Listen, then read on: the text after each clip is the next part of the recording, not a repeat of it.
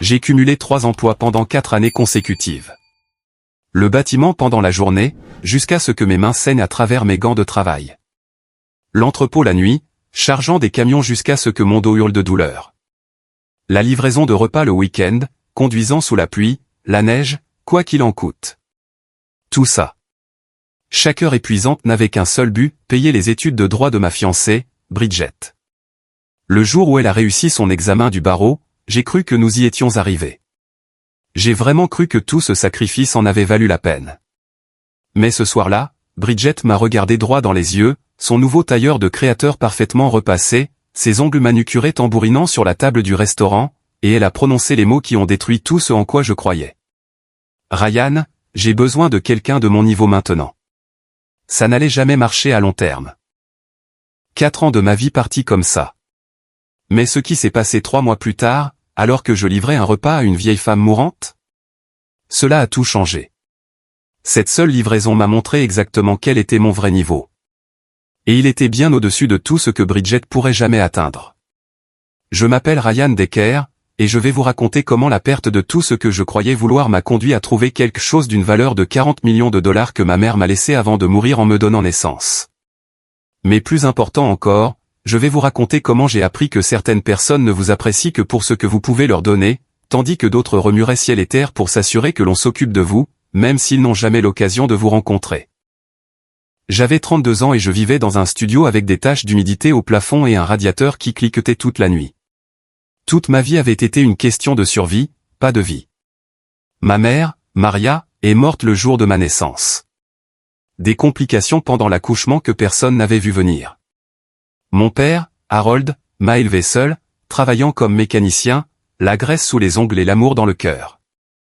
Il est mort dans un accident de voiture quand j'avais 21 ans, me laissant complètement seul au monde. C'est à ce moment-là que Bridget est entrée dans ma vie. La belle et ambitieuse Bridget Ashford, avec son sourire parfait et son plan quinquennal qu'elle avait tracé dans les moindres détails. Elle allait devenir avocate dans un grand cabinet. Elle allait conduire une BMW. Elle allait posséder un Penthouse avec vue sur la ville. Et d'une manière ou d'une autre, dans tous ces plans, je pensais avoir une place permanente. Tu es ma fondation, me disait-elle quand nous étions allongés dans le lit de notre appartement exigu, des livres de droit éparpillés partout. Je ne pourrais pas faire ça sans toi, Ryan. Et j'y ai cru. Mon Dieu, j'ai cru chaque mot. Alors, quand elle a été admise en faculté de droit, je n'ai pas hésité. J'ai abandonné l'université locale où j'étudiais la gestion d'entreprise. J'ai pris ce premier emploi dans le bâtiment chez Brennan Construction, travaillant pour un contremaître nommé Walter Henning, qui aboyait des ordres du lever au coucher du soleil. L'emploi à l'entrepôt a suivi, commençant à 22 h et se terminant à 6 h du matin. Juste assez de temps pour me doucher avant de retourner sur le chantier. Les week-ends étaient consacrés à la livraison pour Quickbit, sillonnant la ville avec des sacs de nourriture qui refroidissaient sur mon siège arrière. Mon ami Jérôme Washington travaillait avec moi sur le chantier. Il me voyait arriver chaque matin, les yeux injectés de sang, les mains tremblantes d'épuisement. « Mec, tu vas te tuer pour cette fille », disait-il en secouant la tête pendant que nous posions les fondations. « Et elle, que fait-elle pour toi pendant que tu te casses le dos ici ?» Elle étudie, je la défendais. Quand elle deviendra avocate, nous en profiterons tous les deux. C'est un investissement dans notre avenir. Jérôme me regardait alors avec pitié dans les yeux. Si tu le dis, mon frère. Rappelle-toi juste que les investissements sont censés rapporter des dividendes. Bridget n'a jamais vu le pire. Elle ne m'a jamais vu vomir d'épuisement derrière le chantier. Elle ne m'a jamais vu dormir dans mon camion entre 2 emplois parce que rentrer à la maison aurait fait perdre de précieuses minutes. Elle ne m'a jamais vu compter ma monnaie pour des nouilles instantanées parce que chaque dollar disponible allait à ses manuels, ses cours de préparation aux examens, sa garde-robe professionnelle pour les stages. Le soir où elle a eu les résultats de son examen du barreau, j'avais tout prévu. J'ai échangé des quarts de travail avec 3 chauffeurs différents pour avoir la soirée libre. J'ai acheté des roses avec l'argent de mes pourboires, les belles, celles d'un vrai fleuriste, pas du supermarché. Je me suis même fait plaisir avec une bouteille de vrai champagne, pas le vin mousseux bon marché que nous prenions d'habitude. Elle dînait avec ses amis de la fac de droit chez Venanz OS, un restaurant italien où les entrées coûtaient plus que ce que je gagnais en une journée. Je l'ai surprise là-bas, entrant avec ma plus belle chemise propre, les roses cachées dans mon dos. Son amie Pénélope m'a vu la première, et je n'oublierai jamais la façon dont son visage s'est tordu comme si elle avait senti une mauvaise odeur. « Oh » dit Pénélope assez fort pour que toute la table entende. « Le livreur est là. » J'aurais dû comprendre à ce moment-là. J'aurais dû le voir dans la façon dont les épaules de Bridget se sont tendues, la façon dont elle n'a pas immédiatement corrigé Pénélope, la façon dont elle a regardé ses autres amis avant de me regarder. Mais j'étais trop heureux, trop fier d'elle, trop aveugle pour voir ce qui était juste devant moi. Eleanor Caulfield avait 87 ans, confinée à un lit d'hôpital dans l'aile des soins palliatifs de la résidence pour personnes âgées Rosewood Gardens. Elle avait commandé la chose la plus simple de notre menu, une soupe au poulet et des crackers salés. Le genre de commande qui couvre à peine les frais de livraison. Le genre de commande qui m'aurait normalement agacé. Traverser toute la ville pour un pourboire de 5 $, si j'avais de la chance. Mais cette nuit-là, cette commande, cette vieille femme mourante qui a eu le souffle coupé en voyant mon badge nominatif, qui m'a demandé si j'étais le fils de Maria, qui s'est mise à pleurer et à me supplier de m'asseoir parce qu'elle avait quelque chose que ma mère lui avait laissé il y a 35 ans. Cela a tout changé. Cela m'a montré à quoi ressemble le véritable amour, ce que signifie le véritable sacrifice, et ce que cela veut vraiment dire d'être à un niveau que certaines personnes ne peuvent que rêver d'atteindre. Voici cette histoire. Ma vie avec Bridget avait un rythme, prévisible comme une horloge et tout aussi mécanique. Chaque matin à 4 heures, l'alarme de mon téléphone vibrait sous mon oreiller pour ne pas la réveiller. Je me glissais hors du lit dans le noir, mon corps protestant à chaque mouvement, les articulations raides du labeur de la veille. Dans notre petite cuisine, je lui préparais son petit déjeuner. Œufs brouillés avec du fromage, pain de blé complet, fruits frais quand je pouvais me le permettre, café dans sa tasse préférée de Yellow. Je laissais tout couvert sur le comptoir avec un mot, déchire tout aujourd'hui, ma belle. Amour, à 4h45, j'étais dans mon camion, en route pour le chantier où Walter Henning dirigeait l'équipe la plus rigoureuse de la ville.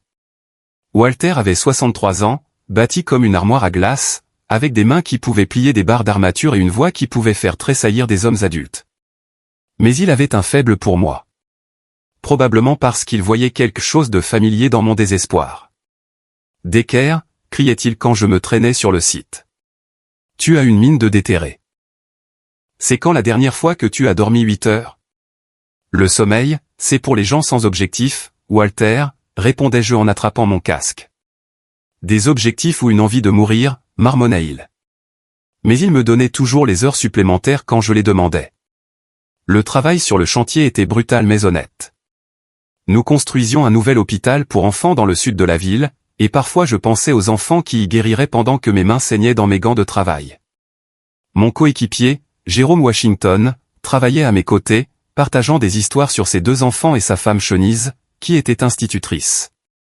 Chenise a encore préparé des sandwichs en plus, disait Jérôme à midi, poussant la moitié de sa nourriture vers moi. Elle dit que tu es trop maigre pour travailler dans le bâtiment. J'étais trop fier pour lui dire que les sandwichs supplémentaires de sa femme étaient parfois le seul vrai repas que je mangeais de la journée. Le reste était des barres protéinées, des boissons énergisantes, tout ce que je pouvais avaler rapidement entre les boulots. À 18 heures, quand le travail sur le chantier se terminait, les autres gars allaient au bar Sullivan's pour noyer la poussière avec de la bière et de l'amitié. Moi, je conduisais directement à l'entrepôt Amazon pour mon service de 22h à 6h du matin. Le superviseur là-bas, Marcus Webb, était un ancien marine qui dirigeait l'équipe de nuit comme une opération militaire. Il respectait le travail acharné et ne posait jamais de questions sur la poussière de béton encore dans mes cheveux ou sur la façon dont mes mains tremblaient de fatigue pendant le coup de barre de 3h du matin. Notre appartement était au 4e étage sans ascenseur dans un immeuble où l'ascenseur était, temporairement, en panne depuis 3 ans. 65 mètres carrés qui coûtaient plus cher qu'il ne le devrait parce qu'il était proche de la faculté de droit de Bridget. Les murs étaient si fins que nous pouvions entendre la télévision de notre voisin, Monsieur Chen, et le bébé de Madame Rodriguez pleurait à toute heure. Mais Bridget l'avait transformé en son sanctuaire d'études. Les livres de droit dominaient chaque surface. La table de salle à manger que nous avions trouvée dans un vide-grenier était ensevelie sous des études de cas et des bloc-notes remplis de son écriture méticuleuse. Elle avait tout codé par couleur avec des surligneurs qui coûtaient plus que mon budget déjeuner pour une semaine. Des post-it couvraient notre réfrigérateur avec des termes juridiques latins que je ne pouvais pas prononcer. Le salon était devenu sa salle d'audience simulée, où elle s'entraînait à ses plaidoiries finales pendant que j'étais assis sur notre canapé d'occasion, jouant le rôle du jury. Mesdames et messieurs, disait-elle en arpentant devant moi en pyjama. Mon client a été injustement accusé, et je prouverai hors de tout doute raisonnable que la justice exige son acquittement. Elle était magnifique quand elle s'entraînait, tout en feu, passion et conviction. Je la regardais et je pensais, voilà pourquoi je fais ça. Cette femme brillante va changer le monde, et j'ai la chance de faire partie de ce voyage. Bridget venait d'un milieu confortable de la classe moyenne du Connecticut. Son père vendait des assurances, sa mère était hygiéniste dentaire. Il l'avait aidée pour son diplôme de premier cycle, mais la faculté de droit était censée être sa propre réussite. Je veux le mériter moi-même, m'avait-elle dit au début de notre relation. Je veux prouver que je peux le faire. Ce qu'elle voulait vraiment dire, c'est qu'elle voulait que je prouve qu'elle pouvait le faire. Je l'avais rencontrée dans un café près de l'université locale où je suivais des cours du soir avant la mort de papa.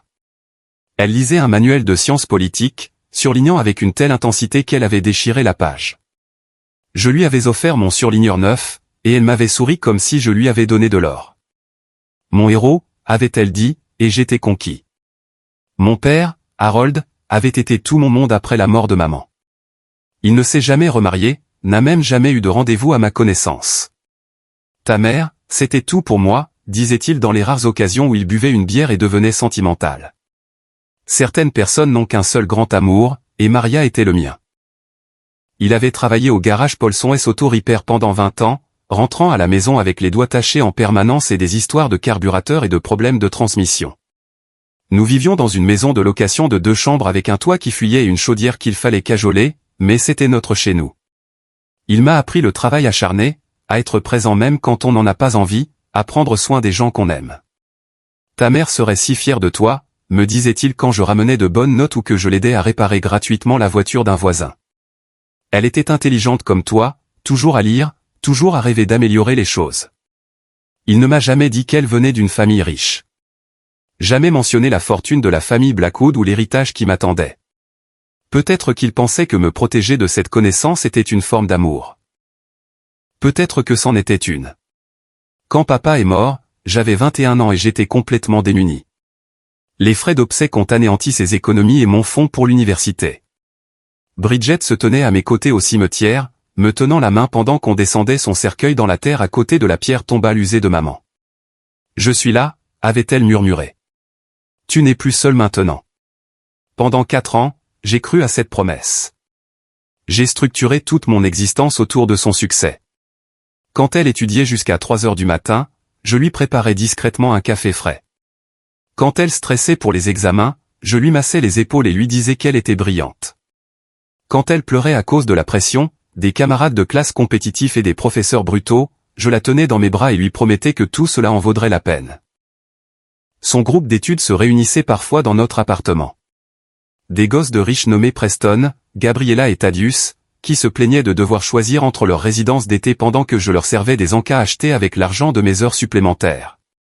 Ils parlaient des cabinets d'avocats de leurs parents, de leur poste garanti après l'obtention de leur diplôme, de leurs vacances en Europe prévues après l'examen du barreau.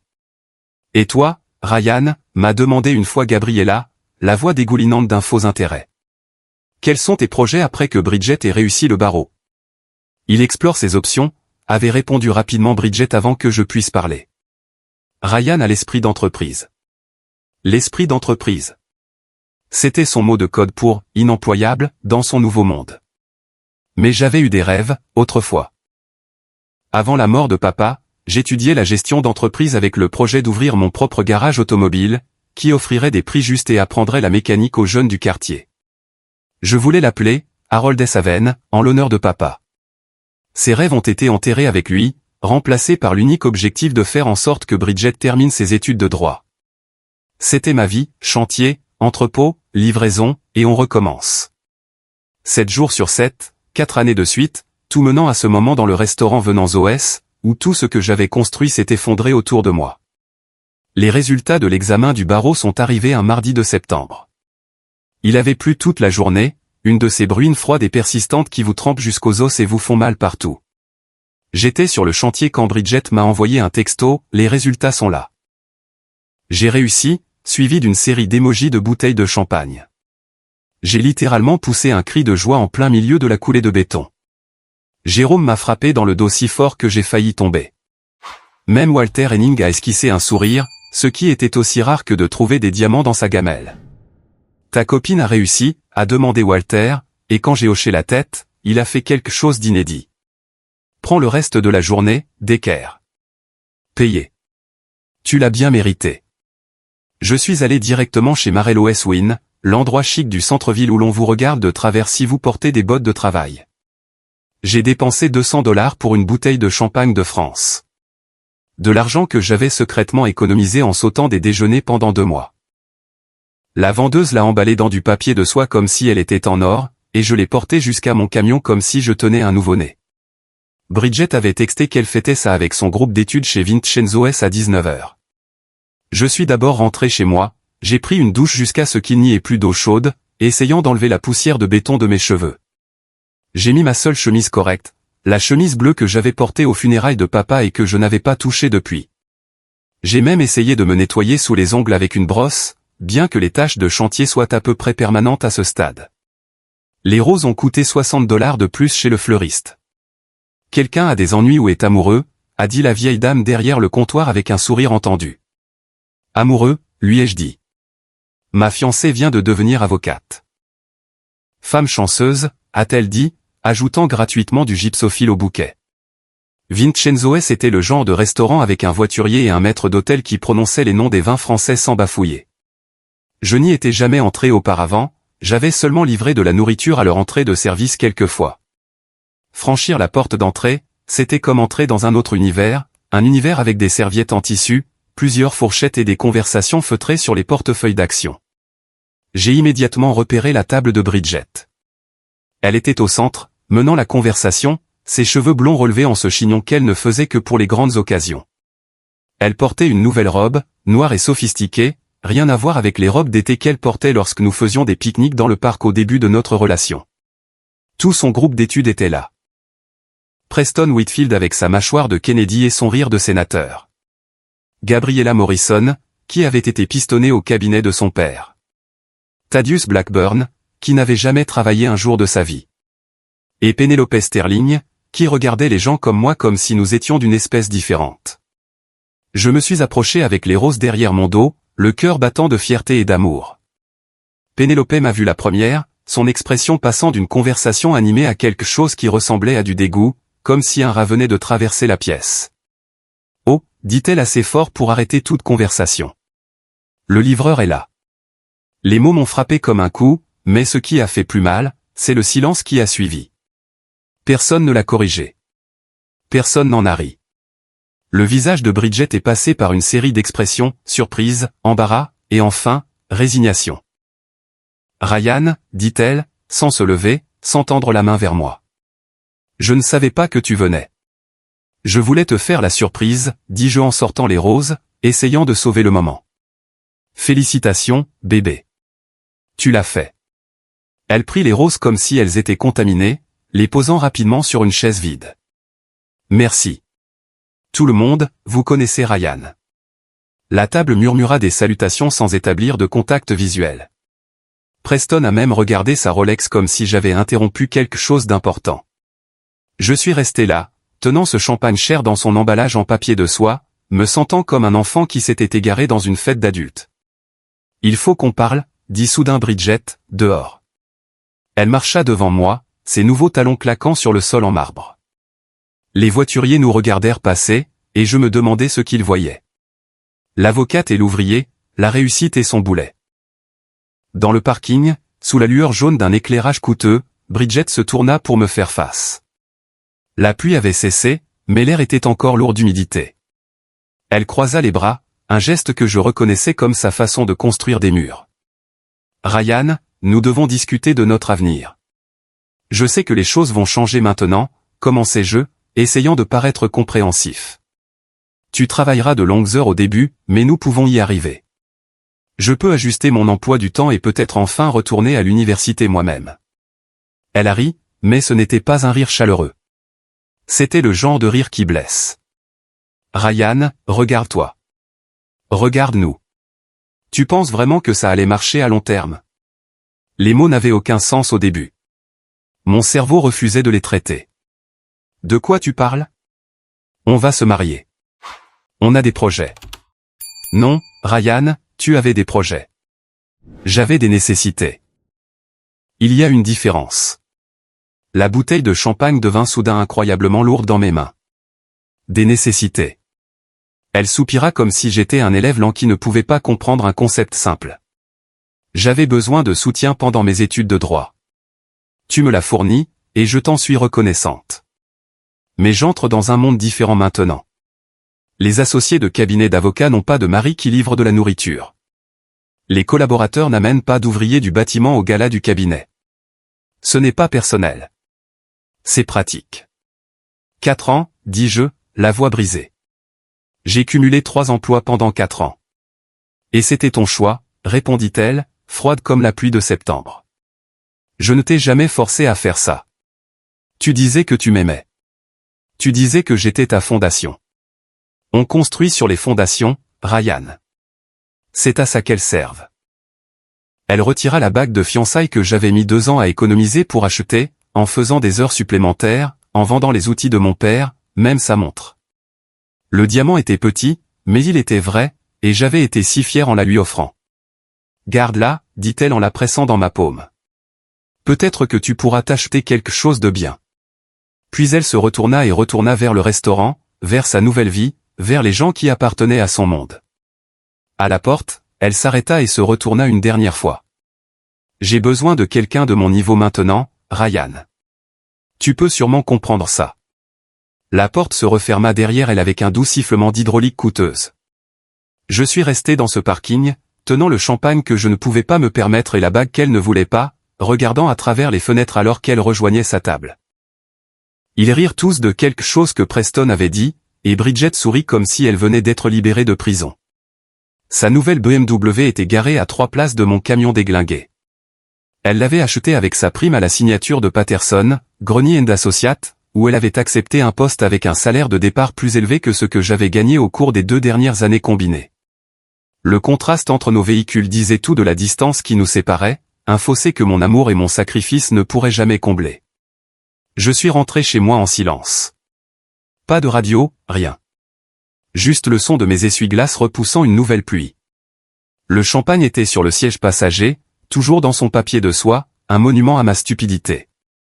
Quand je suis retourné à l'appartement, j'ai trouvé qu'elle y était déjà passée. La moitié du placard était vide. Les livres de droit avaient disparu. Elle avait laissé les meubles, la vaisselle, tout ce que nous avions acheté ensemble dans les vide-greniers et les friperies. Elle n'avait pris que ce qui était à elle, ce qui avait de la valeur dans son nouveau monde. Sur le comptoir de la cuisine, elle avait laissé un mot, le loyer est payé jusqu'à la fin du mois. Bonne chance, Ryan. Bonne chance. 4 ans de ma vie, et tout ce que j'obtenais, c'était, bonne chance. Je me suis assis sur notre canapé d'occasion dans notre appartement vide et j'ai ouvert ce champagne à $200. Je l'ai bu directement à la bouteille, seul, portant un toast à l'idiot qui pensait que l'amour signifiait le sacrifice, qui croyait que construire les rêves de quelqu'un d'autre signifiait qu'on pouvait les partager quand ils se réalisaient.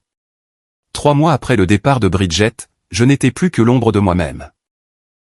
J'avais emménagé dans un studio au-dessus d'un restaurant chinois sur Belmont Street, où l'odeur d'huile de sésame et de sauce soja était devenue mon parfum permanent. Le loyer était la moitié de celui de notre ancien logement, et ça se voyait. Le radiateur cliquetait comme s'il était en train de mourir. La seule fenêtre donnait sur un mur de briques, et le robinet de la salle de bain goûtait avec la persistance d'une torture à l'eau. Mais c'était à moi, et personne ne pouvait me l'enlever. J'avais quitté le travail à l'entrepôt et abandonné la plupart de mes quarts sur le chantier. Walter Henning a essayé de me raisonner quand je lui ai dit que je réduisais mes heures. Decker, tu es mon meilleur ouvrier. Ne laisse pas cette femme te ruiner, avait-il dit, une inquiétude sincère plissant son visage buriné. Je ne la laisse rien faire, avais-je répondu. Je suis juste fatigué, Walter. Fatigué jusqu'à l'os. J'ai gardé le travail de livraison parce que c'était celui qui exigeait le moins de moi. Juste conduire, suivre les instructions du GPS, déposer des sacs de nourriture à des gens qui me regardaient à peine. C'était parfait. Pas de pensée, pas de sentiment, juste exister. Hector Ramirez, mon superviseur chez Quick Bit Delivery, avait remarqué le changement immédiatement. Hector était un concentré d'énergie et de préoccupation paternelle des 1M62. Un ancien boxeur qui avait troqué le ring pour élever 3 filles et gérer des chauffeurs. Tu souriais avant, Hermano, m'a-t-il dit un soir alors que je prenais mes commandes. Maintenant, on dirait que tu assistes à ton propre enterrement. Certains jours, c'est ce que je ressens, avouai-je en attrapant les sacs isothermes. Tu sais ce dont tu as besoin. Tu dois te souvenir de qui tu étais avant elle. Retrouve ce gars-là. Mais je ne me souvenais plus de qui c'était. Avais-je jamais été quelqu'un sans avoir quelqu'un d'autre à prendre en charge?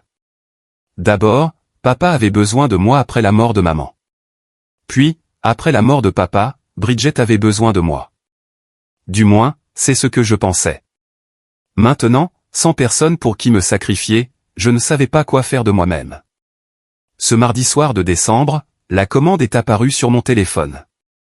Une soupe au poulet et un paquet de crackers salés, livraison à Rosewood Garden Senior Living, chambre 247, aile des soins palliatifs. Le nom sur la commande était Eleanor Caulfield. J'ai failli la refuser. Rosewood Gardens était à 30 minutes de route de l'autre côté de la ville, et le total de la commande était à peine de $8. Le pourboire serait minime, voire inexistant. Mais quelque chose m'a poussé à l'accepter. Peut-être la mention de l'aile des soins palliatifs. Peut-être le fait de savoir que quelqu'un était en train de mourir et voulait juste une soupe chaude. Peut-être que j'en avais juste marre de dire non à tout. Rosewood Gardens était magnifique, de la manière dont les endroits chers le sont toujours. Des pelouses manucurées, même en hiver, une allée circulaire avec une fontaine qui coûtait probablement plus que ce que je gagnerais en 5 ans. Des fenêtres qui brillaient comme si elles étaient nettoyées tous les jours. L'aile des soins palliatifs se trouvait dans un bâtiment séparé, relié par une passerelle couverte. Plus calme, plus sobre, comme si le bâtiment lui-même chuchotait. La réceptionniste, une jeune femme aux yeux bienveillants nommée Bethany, m'a adressé un sourire triste quand j'ai dit que j'avais une livraison pour Eleanor Caulfield. Chambre 247, dit-elle doucement. Elle est très malade, j'en ai peur.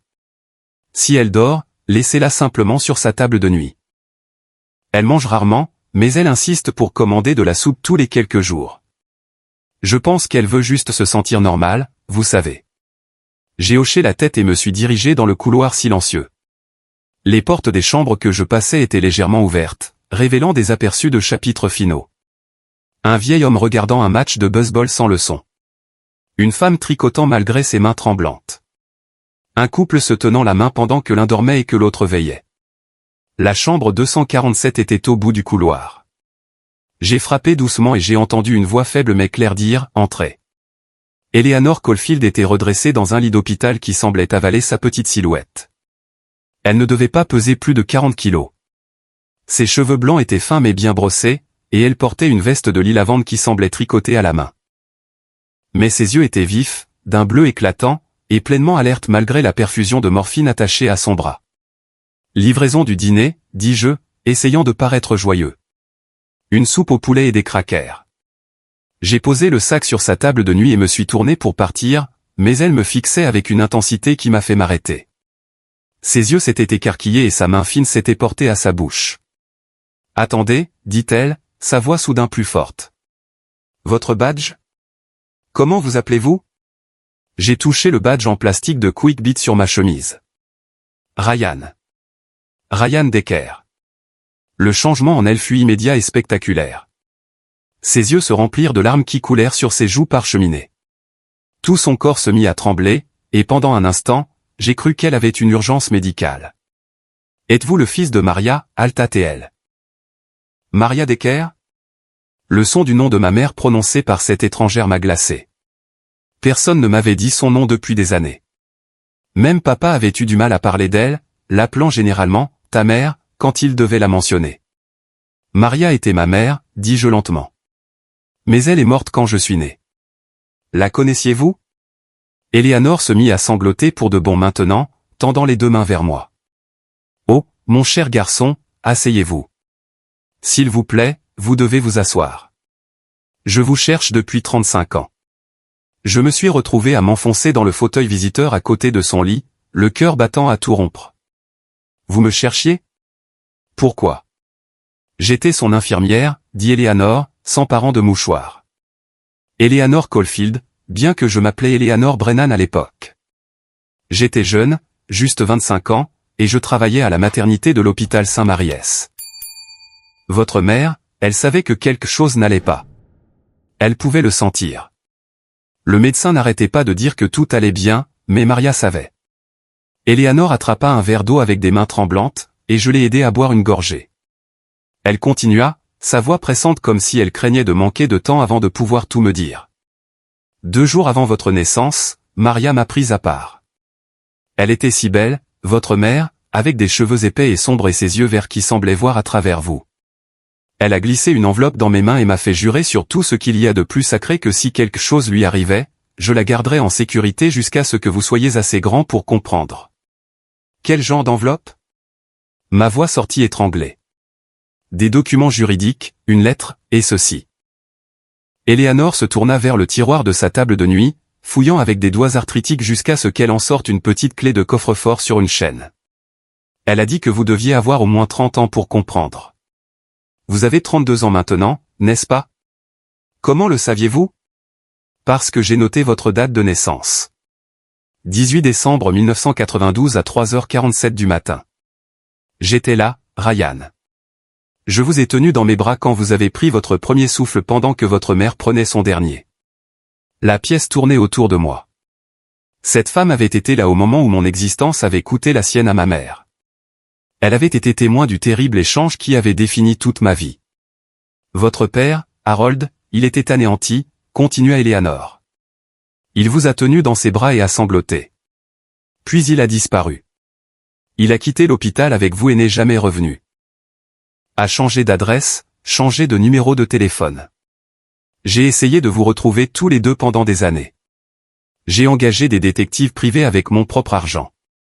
Quand Internet est apparu, j'ai cherché sans fin sur les réseaux sociaux.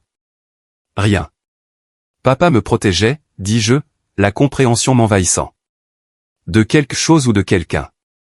Éléanore hocha la tête. De la famille de votre mère, les Blackwood. Mais aussi de ceux-ci. Elle brandit l'enveloppe. Ryan, votre mère n'était pas n'importe quelle jeune femme. C'était une héritière. Et elle vous a tout laissé. Je fixai l'enveloppe dans ses mains, incapable de traiter ce qu'elle disait. Je ne comprends pas, asseyez-vous, mon cher garçon, dit Éléanore, sa voix douce mais ferme. Il y a tellement de choses que vous devez savoir sur qui était vraiment votre mère et pourquoi elle a fait les choix qu'elle a fait. Mais d'abord, vous devez comprendre que tout ce qu'elle a fait, y compris le contenu de cette enveloppe, elle l'a fait par amour pour vous. Un amour si puissant que même la mort n'a pu l'empêcher de prendre soin de vous. Éléanore plongea sa main tremblante dans le tiroir de sa table de nuit, en sortant une enveloppe en papier craft qui avait jauni avec le temps. Les coins étaient usés par des décennies de manipulation, et je pouvais voir des taches d'eau, comme si quelqu'un avait pleuré dessus plus d'une fois. Elle la plaça dans mes mains comme si elle me passait quelque chose de sacré. Votre mère était Maria Blackwood avant de devenir Maria Decker, commença Éléanore, sa voix stable malgré sa fragilité. La famille Blackwood possède la moitié de l'immobilier commercial de la Nouvelle-Angleterre. Des centres commerciaux, des immeubles de bureaux, des pâtés de maisons entiers. De la vieille fortune, du genre qui remonte aux barons du chemin de fer et aux magnats du transport maritime. Je fixai l'enveloppe, encore incapable de l'ouvrir. C'est impossible. Papa travaillait dans un garage. Nous vivions d'un chèque de paie à l'autre.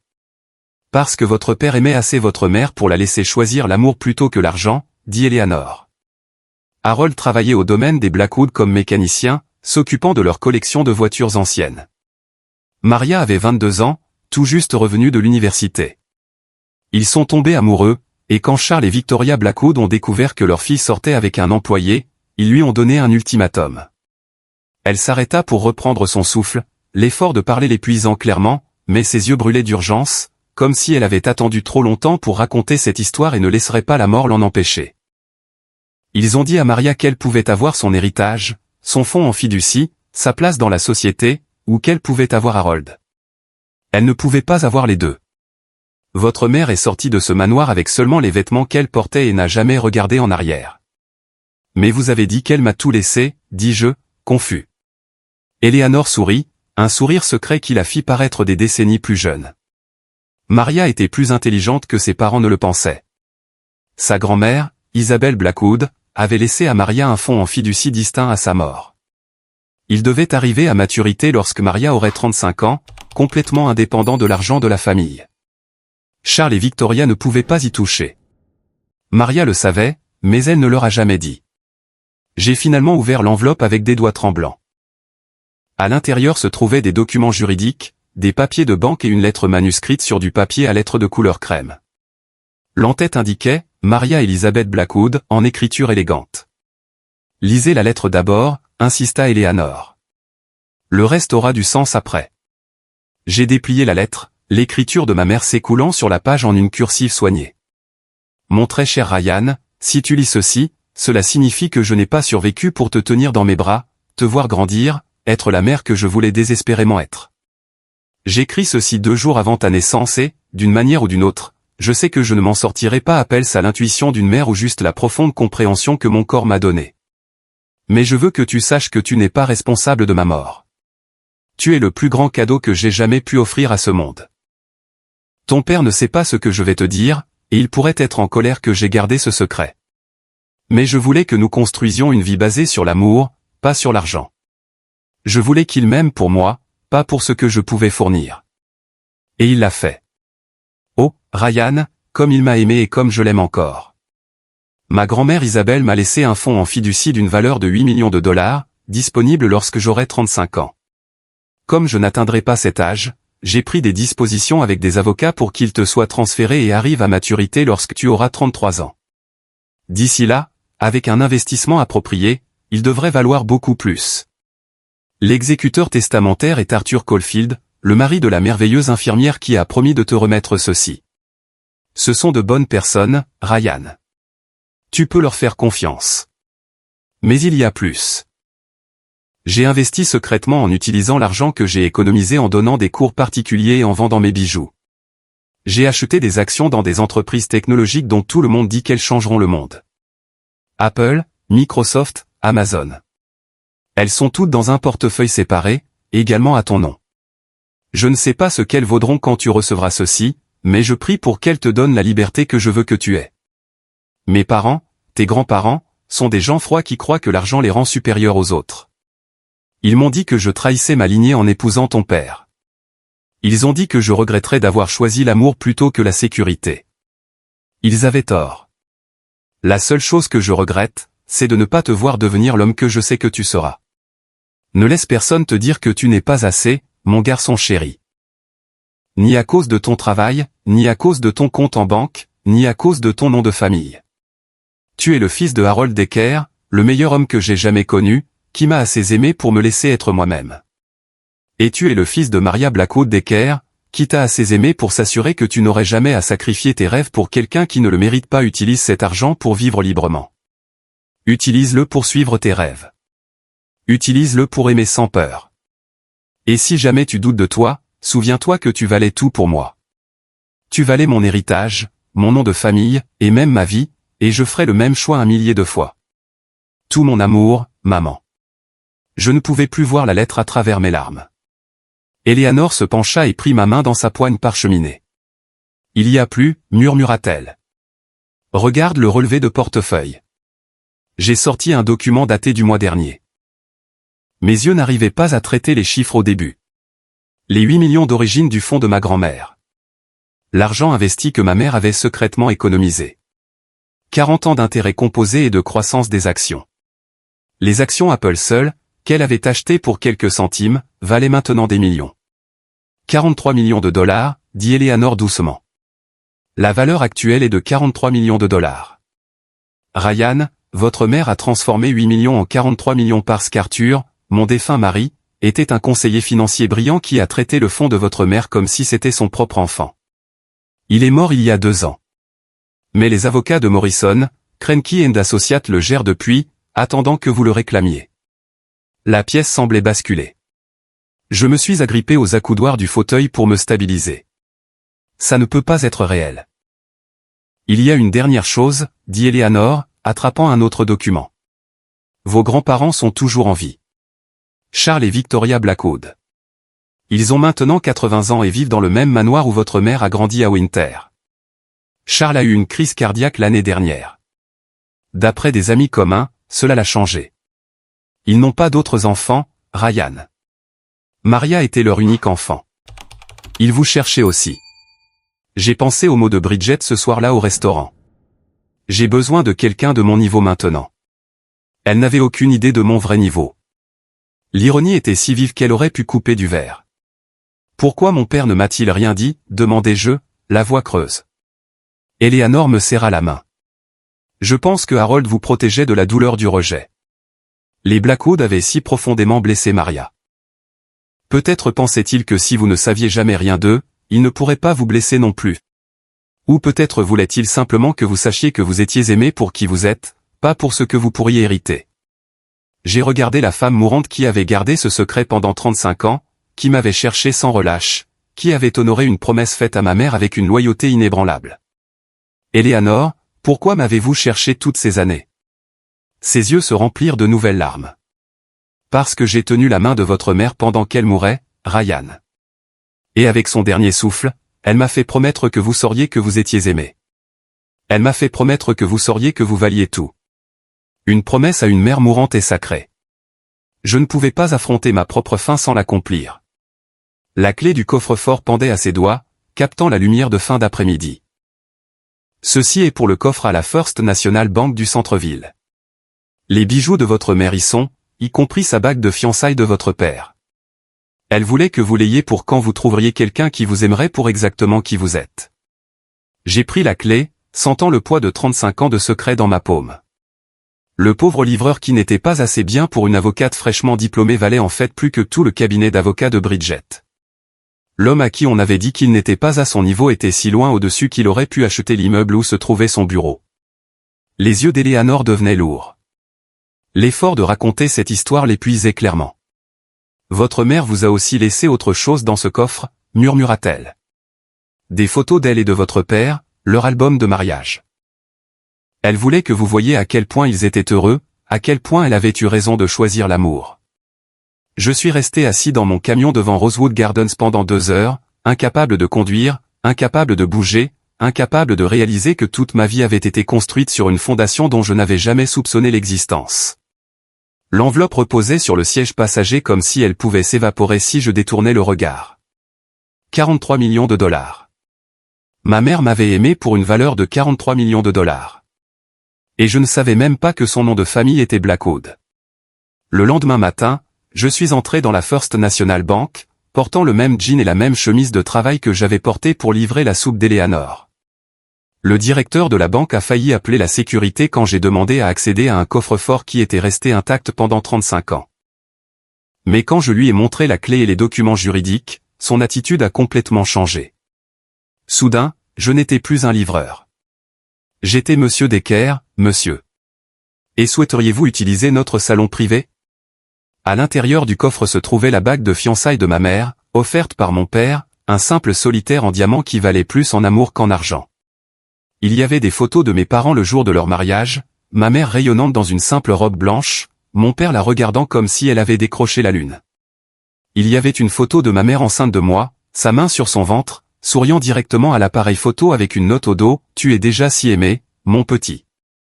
Et il y avait ses bijoux, des pièces qu'elle avait héritées de sa grand-mère Isabelle que ses parents n'avaient pas pu reprendre. Un collier de perles, des boucles d'oreilles en diamant, une broche en saphir. Chaque pièce avait une note attachée expliquant son histoire, sa valeur, comme si ma mère savait que j'aurais peut-être besoin de les vendre un jour. Mais je ne le ferai jamais. C'était tout ce que j'avais d'elle, à part l'argent. Les avocats de Morrison, Krenke & Associates m'ont traité comme un roi quand je suis arrivé pour mon rendez-vous. Le même cabinet où Bridget travaillait maintenant comme collaboratrice junior, s'échinant à faire des semaines de 80 heures pour une fraction de ce que mon portefeuille gagnait en intérêt quotidiennement. Monsieur Decker, l'associé principal, William Morrison lui-même, m'a serré la main. Nous vous attendions depuis très longtemps. Les instructions de votre mère étaient très spécifiques sur la façon dont ces actifs devaient être gérés jusqu'à ce que vous soyez prêt à les recevoir. La paperasse a pris 3 jours. Des documents de transfert, des formulaires fiscaux, des portefeuilles d'investissement qui s'étalaient sur des dizaines de pages. Ma mère ne m'avait pas seulement laissé de l'argent, elle m'avait laissé la liberté. La première chose que j'ai faite a été de m'assurer qu'Eleanor Caulfield recevait les meilleurs soins que l'argent puisse acheter. J'ai engagé des infirmières privées 24 heures sur 24, fait venir des spécialistes, veillait à ce qu'elle ait des fleurs fraîches tous les jours. Je lui rendais visite tous les soirs après mes livraisons, que je continuais à faire parce que je n'étais pas encore prêt à ce que ma vie change complètement. Vous n'avez pas à faire ça, protesta faiblement Eleanor en voyant la suite de luxe dans laquelle je l'avais installée. Vous avez tenu une promesse faite à ma mère pendant 35 ans, lui ai-je dit. Ce n'est rien comparé à ça. Eleanor a vécu 3 semaines de plus. J'étais là quand elle est partie, lui tenant la main comme elle avait tenu celle de ma mère. Ces derniers mots furent, dites à Maria que j'ai tenu ma promesse. Après ses funérailles, que j'ai payé et où j'étais le seul à pleurer sa mort à part Bethany, l'infirmière qui avait été si gentille avec elle, je me suis assis pour prendre des décisions concernant mon avenir. L'argent semblait surréaliste, comme des chiffres sur un écran qui n'avaient rien à voir avec le Ryan Decker qui s'était détruit le corps en cumulant 3 emplois. Je n'ai pas cherché à me venger de Bridget. Quand elle a appris mon héritage par les ragots du bureau, elle a essayé d'appeler. 17 appels manqués en une journée. Des SMS sur des malentendus, des décisions hâtivées, nous devrions parler de nous. J'ai bloqué son numéro sans répondre. Puis j'ai fait quelque chose de mieux. J'ai acheté l'immeuble où Patterson, Grenier & Associates avaient leur bureau. Pas pour les expulser ou causer des problèmes, juste pour le posséder. Pour savoir que chaque mois, le cabinet de Bridget payait un loyer à l'homme qu'elle disait ne pas être à son niveau. L'ironie était délicieuse, mais pas satisfaisante. Ce qui était satisfaisant, c'est ce que j'ai fait ensuite. J'ai gardé mon travail de livreur, mais j'ai commencé quelque chose de nouveau. J'ai créé la Table de Maria, une organisation à but non lucratif qui fournit des livraisons de repas gratuites aux personnes âgées en soins palliatifs. J'ai embauché des chauffeurs et les ai payés $30 de l'heure avec tous les avantages sociaux et un plan de retraite. De bons emplois pour de bonnes personnes qui travaillaient dur et méritaient le respect. Jérôme, du chantier de construction, a été ma première embauche. Tu es fou, mec, a-t-il ri quand je lui ai annoncé le salaire. Mais je suis ton genre de fou. Walter Henning est sorti de sa retraite pour m'aider à gérer les opérations. J'ai toujours su que tu étais destiné à plus que te casser le dos dans le béton, a-t-il dit d'un ton bourru, mais ses yeux étaient chaleureux. J'ai rencontré Charles et Victoria Blackwood une fois. Ils étaient vieux, fragiles, noyés dans le regret. C'était 35 ans trop tard. Ils vivaient dans un manoir de 14 chambres sans famille pour les remplir. Vous lui ressemblez tellement, a pleuré Victoria en me voyant. Tout comme notre Maria. Elle n'était pas à vous, leur ai-je dit calmement. Elle était la femme de Harold Decker. Elle était ma mère. Vous l'avez rejetée parce qu'elle a choisi l'amour plutôt que votre argent. Il s'avère qu'elle n'avait pas besoin de votre argent de toute façon. Charles, confiné dans un fauteuil roulant depuis sa crise cardiaque, a tendu une main tremblante. Nous avons eu tort. Nous avons eu si terriblement tort. Nous avons perdu notre fille à cause d'une fierté et de préjugés qui ne signifient plus rien maintenant. Je leur ai pardonné parce que ma mère l'aurait voulu. Mais le pardon ne signifiait pas une relation. Je leur envoie une carte de Noël chaque année avec une photo de la table de Maria livrant des repas, un rappel que l'héritage de leur fille est la gentillesse, pas la cruauté. 6 mois après la mort d'Eleanor, je livrais de la nourriture par l'intermédiaire de la table de Maria à un nouveau patient en soins palliatifs quand j'ai croisé Bethany, l'infirmière de Rosewood Gardens. Elle travaillait maintenant dans un autre établissement, s'occupant toujours des gens dans leurs derniers jours avec compassion et grâce. Ryan, dit-elle, surprise. J'ai entendu parler de ce que vous avez fait pour Eleanor. C'était magnifique. Nous avons pris un café, puis dîné, puis d'autres cafés. Elle ne se souciait pas de mon argent. Elle se souciait du fait que je livrais encore personnellement des repas chaque semaine, que je connaissais les noms des enfants de mes chauffeurs, que je gardais les outils de mon père dans mon camion même si je n'en aurais plus jamais besoin. Tu pourrais faire n'importe quoi, m'a-t-elle dit un soir alors que nous regardions le coucher de soleil depuis mon nouvel appartement, qui était modeste malgré ma richesse. Pourquoi ça? Parce que ma mère a choisi l'amour plutôt que l'argent et ne l'a jamais regretté, ai-je dit. Parce que mon père a choisi la dignité plutôt que la divulgation et m'a protégé d'une vérité qui aurait pu me corrompre. Parce qu'Eleanor a choisi la loyauté pendant 35 ans de recherche. Parce que tous ceux qui m'ont vraiment aimé ont choisi quelque chose de plus difficile que l'argent.